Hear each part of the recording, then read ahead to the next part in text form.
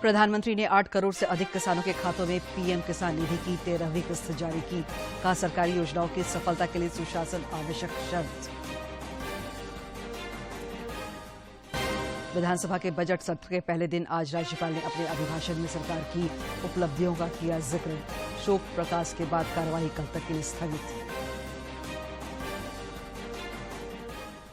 रामगढ़ विधानसभा उपचुनाव में प्रत्याशियों की किस्मत ईवीएम के में कैद।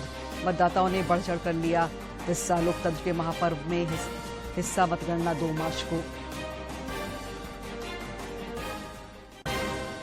और G20 समिट को लेकर राजधानी रांची सज धज कर तैयार। आम से लेकर खास तक में जबरदस्त उत्साह।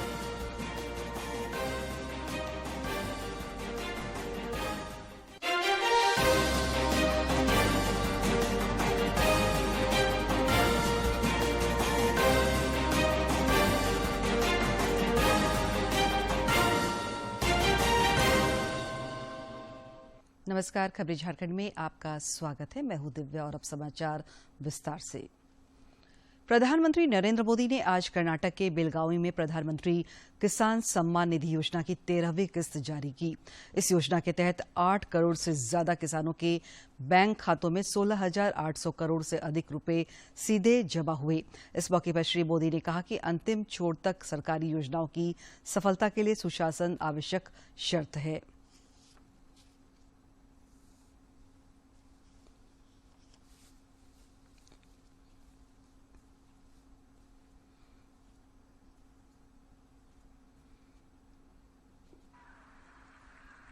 आज बेलगावी से पूरे हिंदुस्तान को भी भेंट सौगात मिली है।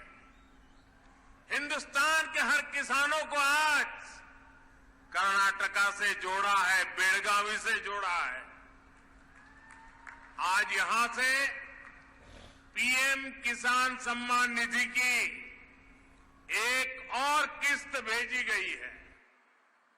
सिर्फ एक ही बटन दबाकर, एक ही क्लिक पर देश के करोड़ों किसानों के बैंक खाते में 16,000 करोड़ रुपए पहुंचे हैं। यहां जो मेरे रायतू बंधु है ना, वो अपना मोबाइल देखेंगे तो मैसेज आ गया होगा। दुनिया के लोगों को भी अजूबा होता है, और इतनी बड़ी रकम 16,000 करोड़ रुपया पल भर में, और कोई बिचौलिया नहीं, कोई कटकी कंपनी नहीं, कोई करप्शन नहीं, सीधा सीधा किसान के खाते में। अगर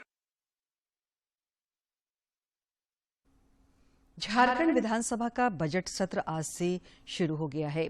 पहले दिन सदन में राज्यपाल सीपी राधाकृष्णन का अभिभाषण हुआ। इस दौरान उन्होंने सरकार की उपलब्धियों का जिक्र किया।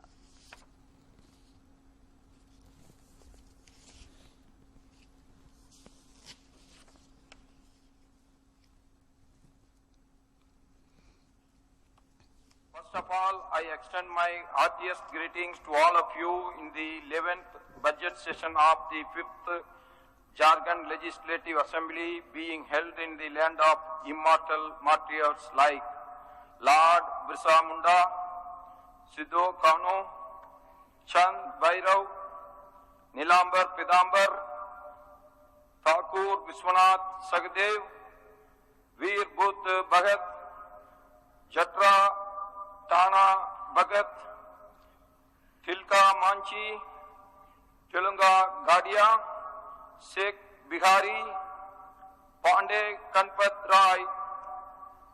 It is indeed my pleasure to address this august house in its first session of the new year 2023. And I hope that in this temple of democracy, all of you will play active role in effectively placing the issues related to the all-round development of Jharkhand. इससे पहले विधानसभा अध्यक्ष रविंद्रनाथ महतो ने अपने प्रारंभिक वक्तव्य में सभी सदस्यों का स्वागत किया और उम्मीद जताई कि यह सत्र जनता के लिए उपयोगी साबित होगा। बजट सत्र से जुड़ी है और मुझे उम्मीद है कि राज्य सरकार ने अपने प्रथम बजट सत्र में सिर्फ संरचना निर्माण का नहीं बल्कि मानव संसाधन का विकास का जो संकल्प लिया था उस संकल्प को इस बजट सत्र में और अधिक बल मिलेगा तथा समावेशी विकास की जो यात्रा इस सरकार ने शुरू की है उसको और अधिक गति मिलेगा। माननीय सदस्यगण, संसदीय व्यवस्था में वाद विवाद और प्रश्नोत्तर के श्रम से ही विकास के अमृत का निर्माण होता है। पक्ष और विपक्ष अपने विचारों और विचारधाराओं के बीच राज्य के 3.5 करोड़ जनता के कल्याण को जब मूल में रखेंगे तो मुझे पूरा विश्वास है कि यह बजट सत्र पूरी तरह से सफल होगा। सत्र के पहले दिन दिवंगतों के प्रति श्रद्धांजलि अर्पित करते हुए शोक प्रकाश पेश किया गया। इस दौरान सभी सदस्यों ने 2 मिनट का मौन रखकर दिवंगतों की आत्मा की शांति के लिए प्रार्थना की। मुख्यमंत्री हेमंत सोरेन ने दिवंगतों को नमन किया। राज्य और देश के भीतर जिनकी मौत हुई है, इनकी विभिन्न माध्यमों से खबरें हमें मिलती रही है। इन खबरों से हम सभी मर्माहत हैं। ईश्वर विधानसभा में भाजपा के मुख्य सचेतक विरंची नारायण ने भी अपनी श्रद्धांजलि अर्पित की। त्रिपुरा के राज्यपाल एवं केंद्रीय मंत्री रहे सिद्धेश्वर प्रसाद जी, रामकृपाल सिन्हा जी, पटना हाईकोर्ट नक्सली मुठभेड़ में 3 जवानों के शहीद होने की घटना बहुत ही पीड़ादायक है। प्रभु से सभी पुण्य आत्माओं की शांति के लिए प्रार्थना करता हूं। बजट सत्र को लेकर आज भाजपा प्रदेश कार्यालय में पार्टी विधायक दल की एक बैठक आयोजित की गई। बैठक में पार्टी के प्रदेश अध्यक्ष और सांसद दीपक प्रकाश, विधायक दल के नेता बाबूलाल मरांडी समेत सभी विधायक शामिल हुए। बैठक में सत्र के दौरान पार्टी की रणनीति पर चर्चा हुई।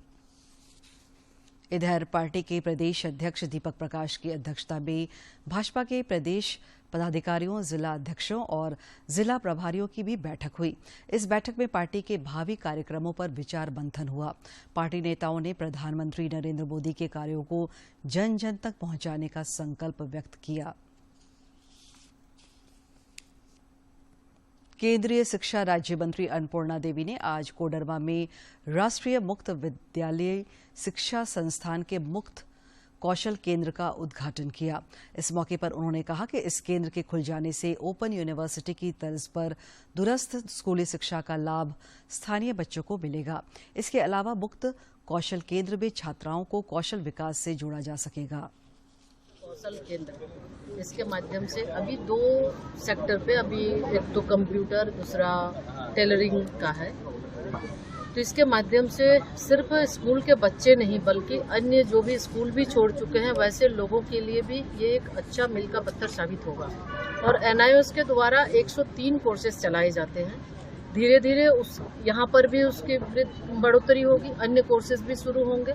और निश्चित रूप से ये NIOS का मुख्य उद्देश्य जो दूरस्थ क्षेत्र में रहने वाले लोग हैं या फिर जिनकी पढ़ाई किसी कारण से छूट गई, जो नहीं पढ़ पाए, या फिर कोई वैसे लोग जो अपना एक पढ़ाई का उम्र पार करने के बाद भी वो पढ़ना चाहते हैं, तो वैसे लोगों के लिए ये NIOS शिक्षा देती है। NIOS के माध्यम से वो शिक्षा ग्रहण कर सकते हैं। झारखंड विधानसभा स्थित स्पीकर कक्ष में आज विधानसभा के संयुक्त सचिव धनेश्वर राणा द्वारा लिखित पुस्तक राणा संस्कृत व्याकरण और अनुवाद का विमोचन किया गया। विमोचन कार्यक्रम में विधानसभा अध्यक्ष रविन्द्रनाथ महतो, मुख्यमंत्री हेमंत सोरेन और संसदीय कार्य मंत्री आलमगीर आलम के अलावा अन्य मंत्री और विधायक भी शामिल हुए। राज्य मंत्रिपरिषद की बैठक 1 मार्च को शाम 5 बजे आयोजित की जाएगी। मंत्रिमंडल सचिवालय एवं निगरानी विभाग द्वारा इसकी सूचना जारी कर दी गई है। मुख्यमंत्री हेमंत सोरेन की अध्यक्षता में होने वाली इस बैठक में कई महत्वपूर्ण प्रस्तावों को मंजूरी मिलने की संभावना है।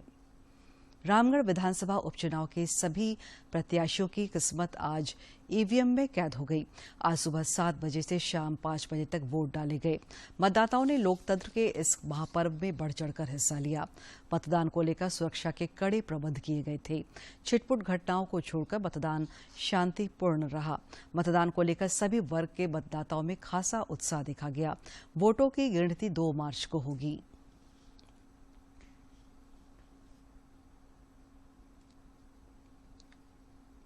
व्यवस्था ठीक है। कोई ये नहीं बोल रहा है कि इसको वोट देना है, किसको वोट देना है। पूरी तरह से निष्पक्ष है। बहुत शांति है, विधि व्यवस्था है, पुलिस है, प्रशासन है। मतलब मॉडल बोलने के नाम पर मॉडल है, ये दिख रहा है। तो बहुत सारा प्रॉब्लम हो रहा है, बाइक गायब हो रहा है, इवन 4 व्हीलर्स की चोरी हो रही है। तो ये सब मेनली अनएम्प्लॉयमेंट की वजह से ही है। तो इन सब चीज़ों पे ध्यान दें, एजुकेशन पे ध्यान दें, रोड पे थोड़ा ध्यान दें। NH-33 है, ये सुभाष चौक के पास है और यहाँ शाम होते होते इतनी ट्रैफिक हो जाती है। तो इन सब चीज़ों पे ध्यान दें।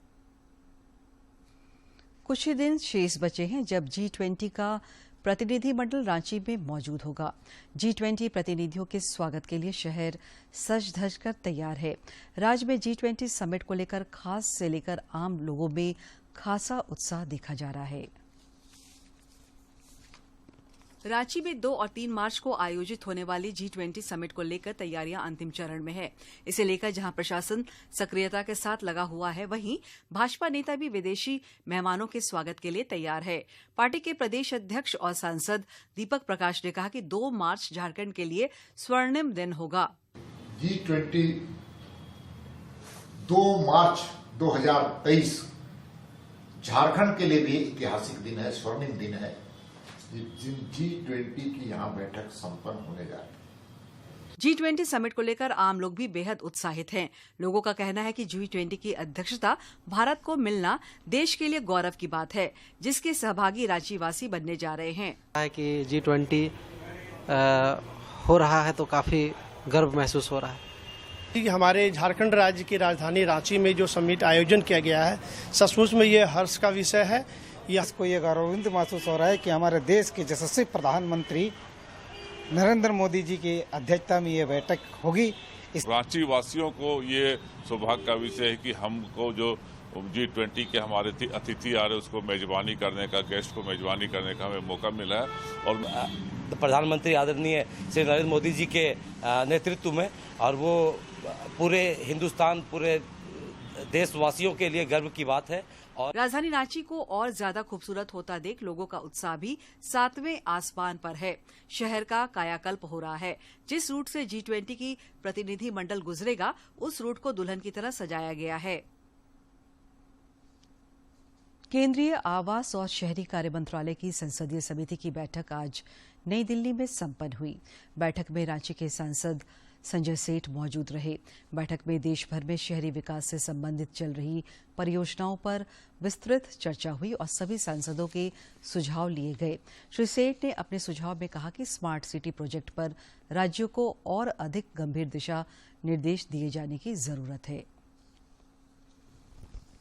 पूर्वी सिंहभूम जिले के गोलमुरी थाना क्षेत्र में 25 फरवरी को 2 गुटों में हुई झड़प मामलों का आज पुलिस ने उद्भेदन कर लिया है। इस सिलसिले में एक व्यक्ति को गिरफ्तार किया गया है। जिले के सिटी एसपी के विजय शंकर ने बताया कि गिरफ्तार अपराधी ने अपने अन्य साथियों के भी नाम बताए हैं, जिनकी गिरफ्तारी के लिए छापेमारी की जा रही है।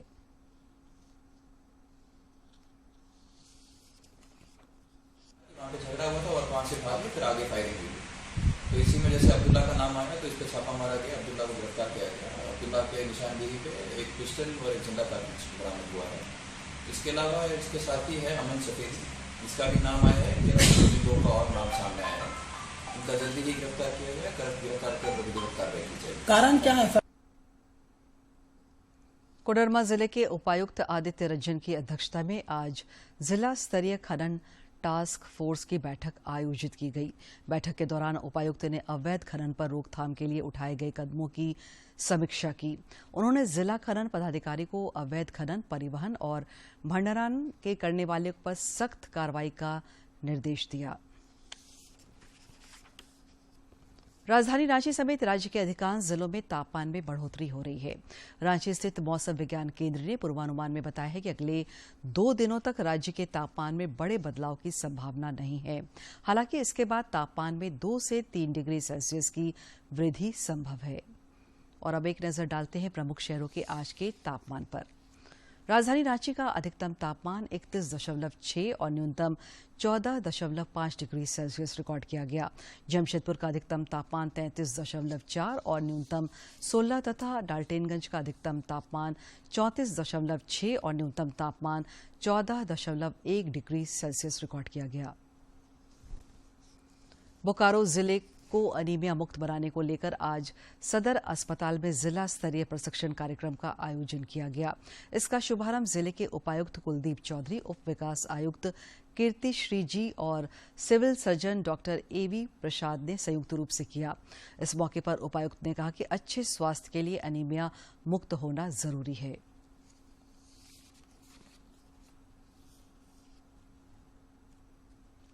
इसी चीज को किस प्रकार से थोड़ा साइंटिफिक तरीके से हम लोग समझेंगे, उसको जानने का प्रयास करें। आप लोग के मन में किसी प्रकार की कोई क्वेरीज है तो उसको निसंकोच होकर आप लोग पूछिए, क्योंकि हम लोग जब फील्ड में कोई भी चीज करना चाहते हैं तो हमारा सबसे प्रभावी जो फ्रंटलाइन वॉरियर्स हैं या जो फूड सोल्जर्स हैं वो आप ही लोग हैं। और आप ही लोगों के प्रयासों से और मेहनत से हम लोग न केवल इस एनीमिया के अगेंस्ट जंग लड़ना है बल्कि कोडरमा जिले के मरकच्चो प्रखंड के बंदर चौकवा गांव में रक्षा बंधन कार्यक्रम का आयोजन किया गया। कार्यक्रम में उपायुक्त आदित्य रंजन, वन प्रमंडल पदाधिकारी सूरज कुमार सिंह और प्रखंड विकास पदाधिकारी पप्पू रजक शामिल हुए। सभी अधिकारियों ने ग्रामीणों के साथ मिलकर पेड़ों में रक्षा सूत्र बांधा और पर्यावरण संरक्षण का संकल्प लिया। और अब देखते हैं क्यों खास है इतिहास में आज का दिन। 27 फरवरी साल 1931 को चंद्रशेखर आजाद शहीद हुए। मध्य प्रदेश के झाबुआ जिले में जन्मे आजाद महान क्रांतिकारी और हिंदुस्तान सोशलिस्ट रिपब्लिकन एसोसिएशन के संस्थापक सदस्यों में से एक थे। गांधी जी द्वारा असहयोग आंदोलन को अचानक बंद कर देने के कारण उनकी विचारधारा में बदलाव आया और वे क्रांतिकारी गतिविधियों से जुड़ गए। उन्होंने भगत सिंह के साथ लाहौर में लाला लाजपत राय की मौत का बदला सैंडर्स की हत्या करके लिया। वो चंद्रशेखर आजाद ही थे जिनके सफल नेतृत्व में भगत सिंह और बटुकेश्वर दत्त ने अप्रैल 1929 को दिल्ली की केंद्रीय असेंबली में बम फेंका था। आज ही के दिन साल 1931 को चंद्रशेखर आजाद ने पुलिस के साथ मुठभेड़ में 5 अंग्रेज पुलिस वालों को गोली मारकर अपने आप को गोली मार ली। आजाद ने प्रण लिया था कि उनके जीते जी अंग्रेज उन्हें कभी नहीं पकड़ पाएंगे।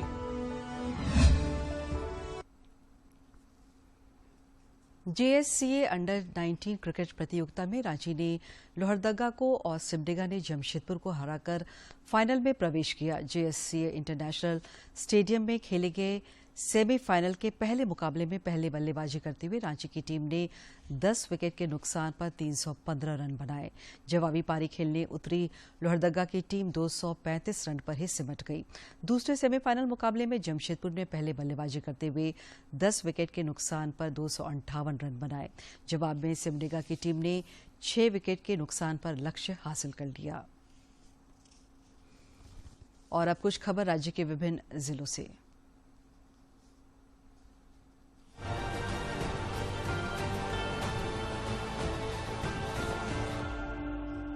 रामगढ़ विधानसभा उपचुनाव के लिए हो रहे मतदान पर जिला नियंत्रण कक्ष से नजर रखी जा रही है। कर्मियों द्वारा सेक्टर दंडाधिकारियों और मतदान पदाधिकारियों से लगातार संपर्क कर कदाचार मुक्त और शांतिपूर्ण चुनाव सुनिश्चित कराया जा रहा है।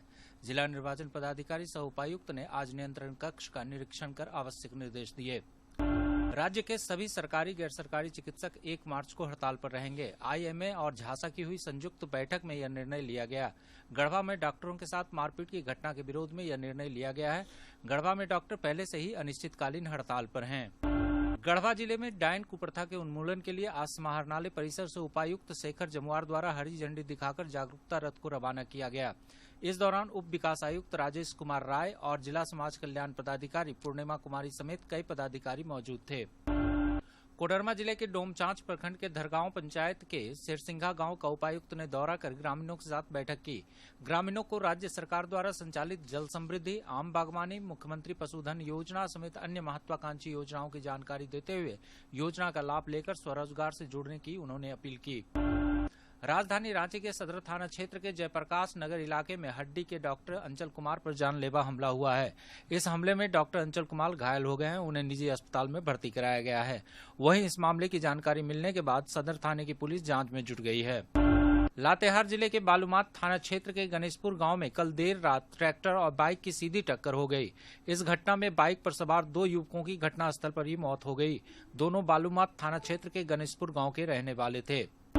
Security skill council of India एवं इंटेलिजेंस सर्विस इंडिया लिमिटेड द्वारा गुमला जिले में विभिन्न स्थानों पर आज से 10 मार्च तक SIS भर्ती शिविर का आयोजन किया जा रहा है। यह जानकारी देते हुए जिले के उपायुक्त सुशांत गौरव ने बताया कि शिविर में 750 सुरक्षा जवान और 250 सुरक्षा सुपरवाइजर का चयन किया जाएगा। पलामू जिला मुख्यालय मेदिनीनगर में आज 2 4 पहिया वाहनों के बीच भीषण टक्कर हो गई। हालांकि इसमें किसी के हताहत होने की सूचना नहीं है। जानकारी मिलते ही पुलिस मौके पर पहुंची और वाहन को जब्त कर लिया। सैफ अंडर-17 महिला फुटबॉल के लिए राष्ट्रीय टीम चयन के लिए द्वितीय चरण का प्रशिक्षण इंदौर में होगा। इसमें गुमला जिले से कुल 5 बालिकाओं का चयन किया गया है। उपायुक्त सुशांत गौरव ने जिला प्रशासन की ओर से सभी खिलाड़ियों को शुभकामनाएं दी हैं।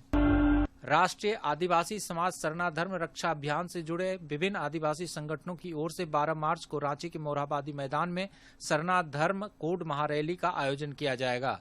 सरना धर्म कोड महारैली की तैयारी को लेकर धर्मगुरु बंदन तिग्गा ने बताया कि इस महारैली में देश के विभिन्न राज्यों सहित नेपाल, भूटान, बांग्लादेश सहित अन्य देशों के सरना धर्मावलंबी भी आएंगे। चतरा जिले के प्रतापपुर इलाके में मधुमक्खियों के हमले में एक व्यक्ति की मौत हो गई है, जबकि इस हमले में कई लोग घायल हुए हैं। इनमें महिलाएं और बच्चे भी शामिल हैं। इस घटना के बाद प्रतापपुर चौक पर कुछ समय के लिए अफरा तफरी मच गई। पाकुड़ जिले में बमबाजी की घटना सामने आई है। अमड़ापाड़ा थाना क्षेत्र में अपराधियों ने व्यवसायी के घर बम विस्फोट कर दिया। कारोबारी के घर 2 बम फेंकने की घटना से इलाके में सनसनी है। जानकारी मिलने के बाद पुलिस पूरे मामले की जांच में जुट गई है। होली पर यात्रियों की भीड़ को देखते हुए दक्षिण पूर्व रेलवे ने स्पेशल ट्रेन चलाने का निर्णय लिया है। इसके तहत 6 को शालीमार से और 7 मार्च को जयनगर से जयनगर शालीमार के बीच ट्रेन चलेगी। स्पेशल ट्रेन का दक्षिण पूर्व रेलवे के संतरागाछी, खड़गपुर, टाटानगर, चांडिल, मूरी और बोकारो स्टील सिटी में ठहराव होगा।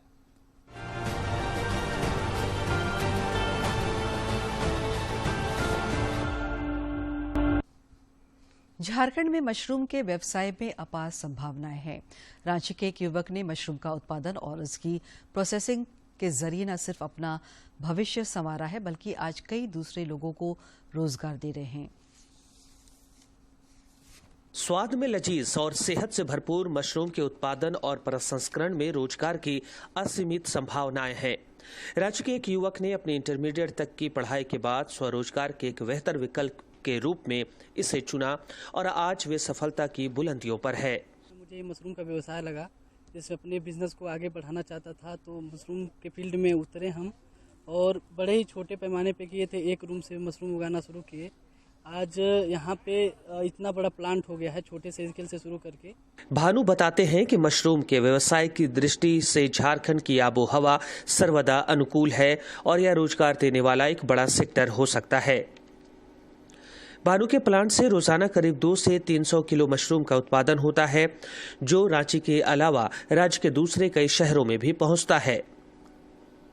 और ये रांची के जो ये स्मार्ट बाजार हैं, ये सब सारी चीज़ें हैं, लोकल मार्केट है, यहाँ महिलाएं लेकर के जाती हैं, वहाँ पे बेचती हैं। रिलायंस मार्ट है, इन सब में भी माल हमारा जाता है। अपने मशरूम प्लांट में केवल प्रत्यक्ष रूप से 40 से अधिक लोगों को रोजगार दिया है।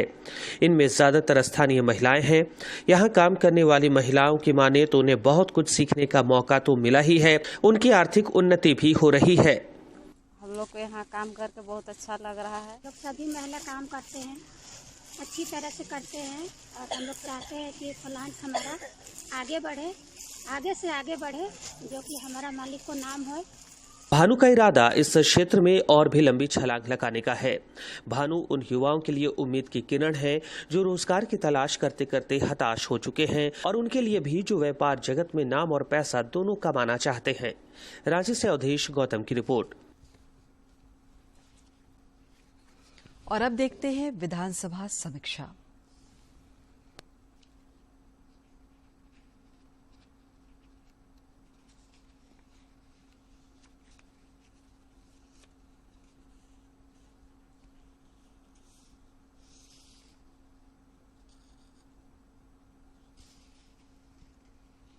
झारखंड विधानसभा का बजट सत्र आज राज्यपाल के साथ शुरू हुआ। राज्यपाल ने अपने अभिभाषण में कहा कि राज्य सरकार तेजी से विकास कार्यों को धरातल पर उतार रही है। उन्होंने कहा कि कोरोना महामारी में प्रति व्यक्ति आय 7171 थी, जो 21-22 में बढ़कर 78,660 हो गई है। किसानों के कुल 1,727 करोड़ का ऋण माफ किया गया है। मुख्यमंत्री सुखाड़ राहत योजना के तहत प्रति परिवार 3500 रुपए की दर से 13 लाख से अधिक किसानों को 461 करोड़ रुपए की राशि हस्तांतरित की गई है। इसके अलावा किसान क्रेडिट कार्ड के तहत 6,30,000 से अधिक किसानों के बीच लगभग 3,300 करोड़ रुपए के ऋण वितरित किए गए। उन्होंने कहा कि मुख्यमंत्री पशुधन विकास योजना के तहत वर्तमान वित्तीय वर्ष में 40 करोड़ का अनुदान स्वीकृत हुआ है। 39,000 से अधिक लाभुकों को लाभान्वित करने की स्वीकृति दी गई है। 22 जिलों में मिल्क कूलिंग पॉइंट से संबद्ध 2,934 गांवों के 30,000 से अधिक दुग्ध उत्पादकों से 1,53,000 लीटर दूध प्रतिदिन का संग्रहण हो रहा है। आजीविका सशक्तिकरण हुनर अभियान के तहत 26 लाख परिवारों को जोड़ा गया है। प्रधानमंत्री आवास योजना ग्रामीण के तहत साल 2022-23 में 2,74,000 से अधिक आवासों का निर्माण कार्य पूरा किया गया। प्रधानमंत्री आवास योजना शहरी के तहत 2,15,242 आवास इकाई स्वीकृत है। इसकी तुलना में 96,212 आवास का निर्माण पूरा किया गया है।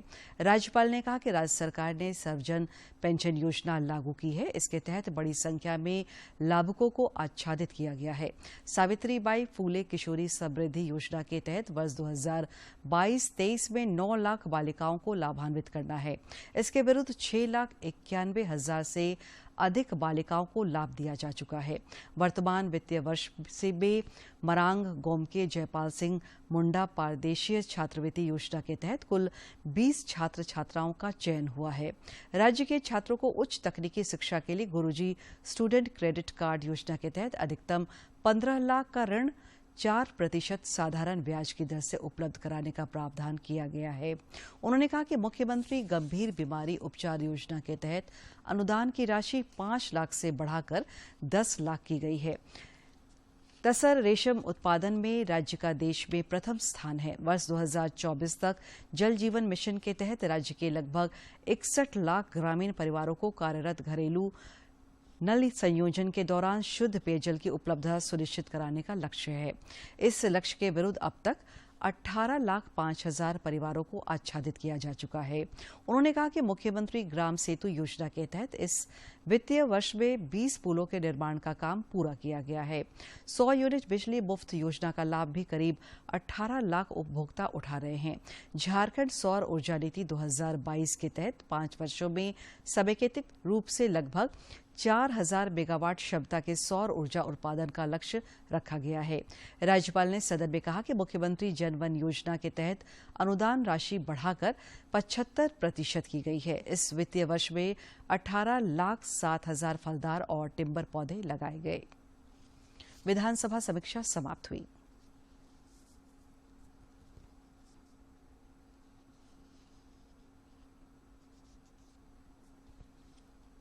अंत में मुख्य समाचार एक बार फिर।